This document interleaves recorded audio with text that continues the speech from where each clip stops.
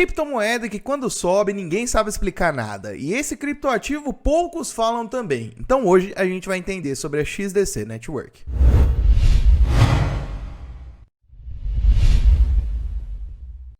É isso mesmo, família. No vídeo de hoje a gente vai entender um pouco mais sobre o projeto da XDC Network. Projeto que não está aí de hoje. Ele já está há um bom tempo já no mercado cripto e vejo poucos falando sobre. E cabe a nós entendermos antes do porquê ele faz tanto barulho. Mas bora lá, já vamos deixando o like, se inscrevendo no canal e ativando as notificações para ficar por dentro de todo o conteúdo insalubre que sai aqui em primeira mão, de domingo a domingo, nunca para. E como de costumes, vamos começar com aquela apresentação padrãozão insalubres, galera. Nessa apresentação, para quem não conhece, a gente passa pelos pontos fundamentais aí pra gente entender um pouco mais sobre o projeto. Desde o que ele é, o que ele tá fazendo, o marketing, o time, parcerias, tokenomics e as propostas de valores aí do próprio projeto.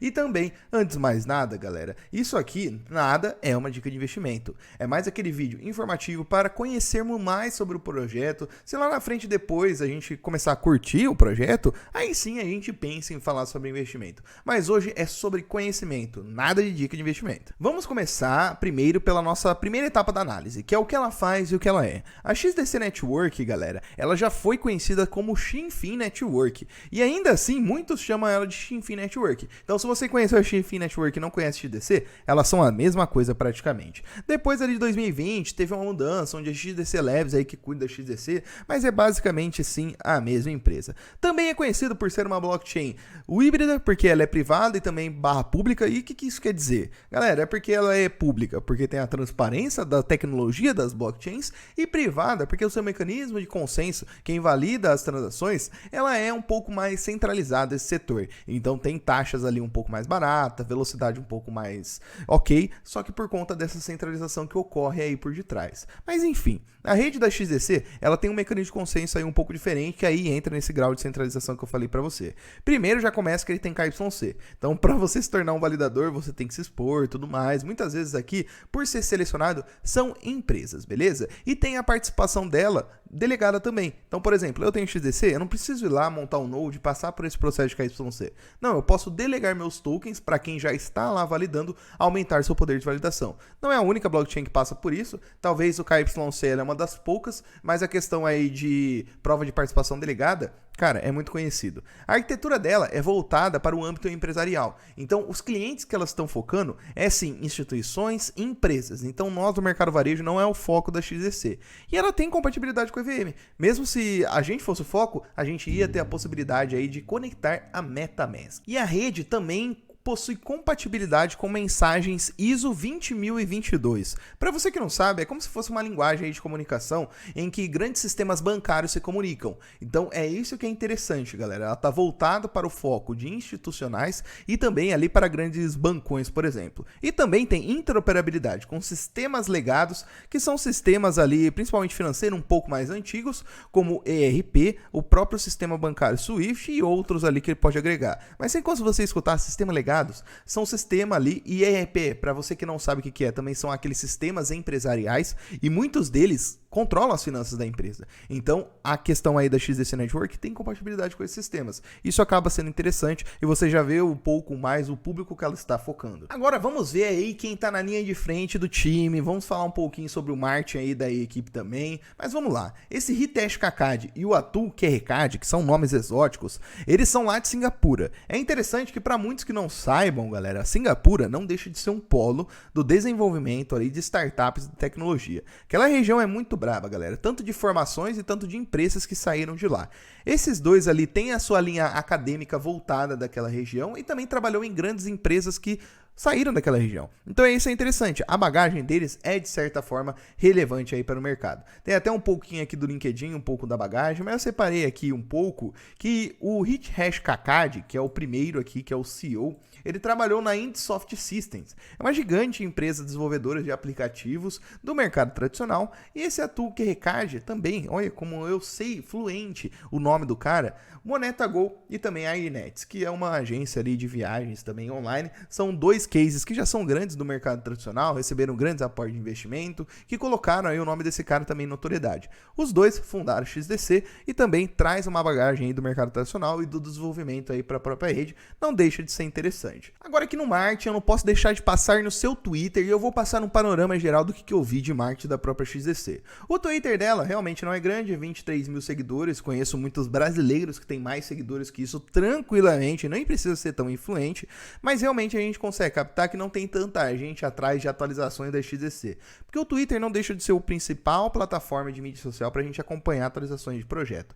E também, galera, acompanhando um pouco mais da XDC, mesmo que o mercado dela não esteja voltado para o varejo e sim para institucionais, a gente vê que esse trabalho com comunidades e também incentivos da comunidades traz um pouco o nome da notoriedade do projeto. Com a XDC eu não vejo isso. Então, comunidade ela não tem uma forte, seguidores, a gente já vê como tá a base dela, parcerias não tem muito forte, então não tem nenhuma que coloca o XDC em destaque, a não ser as últimas valorizações que a gente viu do preço. Mesmo eu falando que não tem parcerias relevantes, ela não deixa de ter algumas parcerias. A Forfire Labs, a Sotaka Tech, a Hash Labs, galera, são parceiros de desenvolvimento. Então todos que eu tô mostrando aqui, galera, são parceiros que servem para o desenvolvimento da blockchain em específico. Agora, questão de parceria, para colocar o nome da XDC em destaque, algum que fura a bolha, por exemplo, uma parceria com uma Google da vida, não existe. Então por isso que a gente vê que também a XDC não está tanto em destaques, a não ser na valorização dos preços que a gente viu. Agora em questão de parcerias, não tem relevantes, e essas aqui também não colocam o nome da XDC em destaque. Até o momento, pelo menos não.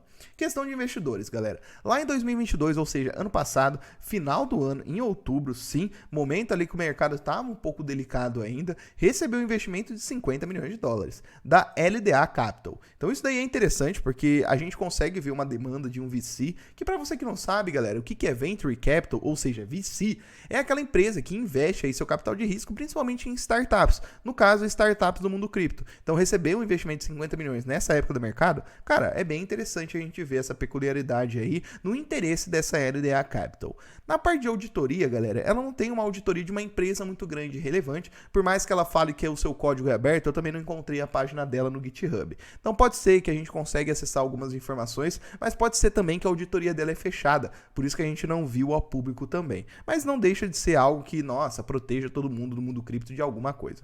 E aquela parte que vocês tanto gostam, que é o Tokenomics, galera, não podemos deixar de passar. Questão de preço, a gente não vai entrar tanto no quesito agora em específico. Eu quero olhar um pouquinho da notoriedade para esse tamanho de mercado que ela pegou, galera. Praticamente quase $1 bilhão, uma moeda aí que está no seu top 45, realmente ela aparece como destaque. E o que mais impressiona é as valorizações no curto prazo que ela apresenta. Não seria valorizações anormais, a gente vê valorizações estruturadas assim de fato. Mas antes, vamos passar pelo Tokenomics. A gente consegue ver que ela tem um fornecimento total de 37 bilhões de tokens e um fornecimento circulante ali de 13 bilhões. Então tem bastante token para vir ao mercado, como a gente consegue ver. Outra questão, galera, a gente tem a questão da alocação. Cara, 40% para fundadores, times, core e membros. Isso daí é pesado. Isso daqui é muito pesado e deixa até um pouco feio. Desenvolvimento do ecossistema, 27%. Tesouro, 6%. Esse pre-placement, galera, seria mais para a questão do token. Então, realmente, boa parte da pizza tá em cima dos fundadores, investidores e também time membros. Cara, isso é ruim demais. Mas algo que eu achei, assim, de certa forma, interessante, algo que não deixa de ser peculiar, é que os fundadores, por exemplo, vão ter acesso a 3% ao ano. Então, por exemplo, essa inflação que vai chegar na mão deles, por mais que seja uma parcela muito grande, cara, eles só vão ter acesso em 3% ao ano. Desenvolvedores, 2,5%, também não deixa de ser algo relevante. Já passou 3 anos, eles conseguiram aí realizar seus saques tranquilamente. Então, assim, a gente consegue ver que tem uma parcela muito grande e mesmo assim, a gente consegue ver que o vesting não está machucando tanto o token. Então, é algo positivo por final, por mais que a alocação seja um pouco pesada nessas partes de time e desenvolvimento. Mas bora lá. Questão de preço. A gente viu que no mercado de 2021 apresentou valorizações absurdas, saiu aí de um preço mínimo de, cara, muito menos de 1 centavo para mais aí de quase 20 centavos de dólar, apresentou desvalorização também aqui no mercado de 2022 para 2023 e, cara, novamente apresentou valorizações absurdas. E é isso que impressiona, é isso que põe em destaque aí a próprio projeto da XDC. De tudo que a gente viu até o momento, a gente consegue captar algumas mensagens do porquê ela se valorizou tanto, mas calma que a gente vai entender mais. Por final, no tokenomics, ela conta com queimas. Então tem contratos inteligentes que, à medida que são criados e os contratos inteligentes passam para o seu deploy, a gente vê uma questão deflacionária, ou seja, queima de token XDC. E isso é positivo. Então, quanto mais contratos inteligentes, mais desenvolvimento tem, mais queimas de token tem. E por último, não menos importantes, vamos entender um pouquinho na proposta de valor. Aqui, geralmente, galera, a gente olha um pouquinho na parte do roadmap, como que tá o projeto, o que ele tem pela frente para entregar pra gente. Então essa parte é muito importante a gente estar entendendo, que realmente isso aqui lacra a nossa análise de hoje. Então vamos lá, galera. A XDC, ela entrou bastante em destaque depois de algumas notícias que a gente viu que favorece o mercado de RWA. Real World Assets, que são as tokenizações de ativos do mundo real. Galera, a rede da XDC ela foi utilizada por uma empresa chamada TradeTech para a tokenização de alguns títulos do Tesouro norte-americano. Para você que não sabe, tem diversas empresas fazendo isso e utilizando algumas redes ali para se beneficiar em cima disso. Não quer dizer que a XDC vai ser utilizada somente para a tokenização de ativos, mas como o foco da XDC está nesses camaradas, empresas institucionais, não deixa de ser uma vitória muito grande. Então realmente a gente vê que a narrativa de RWA, Real World Assets, cresceu, e a XDC Network também cresceu e se favoreceu em cima disso. Não é à toa, não sai notícias, a gente vê no próprio gráfico em cima disso.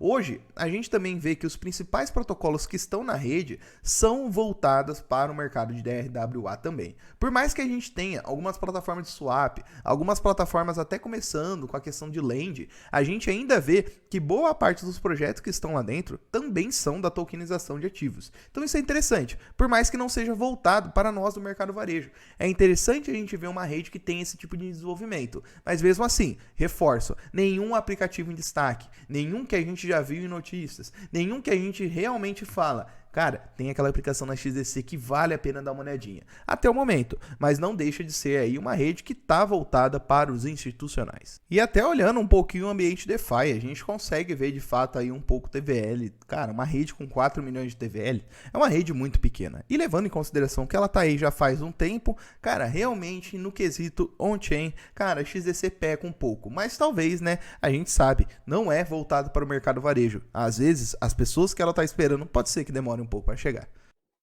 E para finalizar, não podemos de tirar a nossa conclusão dos insalubres. E também eu quero saber um pouquinho da opinião de você. O que você achou sobre a XDC Network? Deixa aí nos comentários para a gente conversar um pouquinho mais. Mas vamos lá, galera. XDC que a gente entendeu até o momento. A XDC, galera, está voltado para o mercado institucional. Não é à toa que ela tem aí a sua compatibilidade com a ISO, com os sistemas bancários até mesmo como Swift, ERP. Ela está voltada realmente para atrair os institucionais, esses caras que se comunicam em comunicações difíceis, que precisa de um pouco mais de segurança. Então, realmente, a XDC Network, até com aquela parceria que eu mostrei para vocês de uma empresa que está utilizando a rede dela para tokenização de ativos, não deixa de ser um sucesso porque ela está conseguindo atrair alguns clientes desses mercados. Então, isso daí é interessante. Porém, a gente sabe que tem um longo caminho pela frente e até mesmo um caminho um pouco mais árduo, pensando um pouco mais nesse ambiente de regulamentação. Então, valorizações que a gente viu do mercado de RWA, Real World Assets, a XDC, na minha opinião, ela só confluiu com a movimentação na narrativa que a gente está vendo. Pegando no âmbito geral, no ambiente de desenvolvimento de tecnologias do mercado cripto, eu, Gustavo, nós, os insalubres, vemos outros ativos como melhores oportunidades, principalmente quando a gente fala no âmbito de inovações tecnológicas. A XDC quer ser mais uma rede que a gente consegue ver, ainda que é de primeira camada.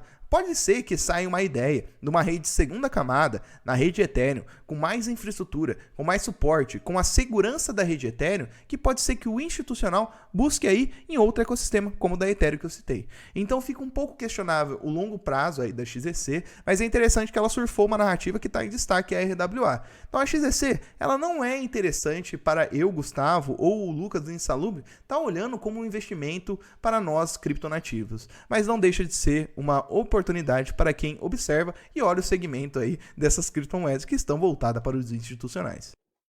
Mas é isso, família. Eu espero que tenha gostado do vídeo de hoje. Mais uma vez, isso aqui não é dica de investimento. A gente dá uma opinião sincera como investidores aí do mercado cripto. Se você tem uma opinião diferente e também gosta do ativo, cara, deixa aí nos comentários. A gente quer ter uma opinião sobre diversos criptoativos de vários pontos de vista.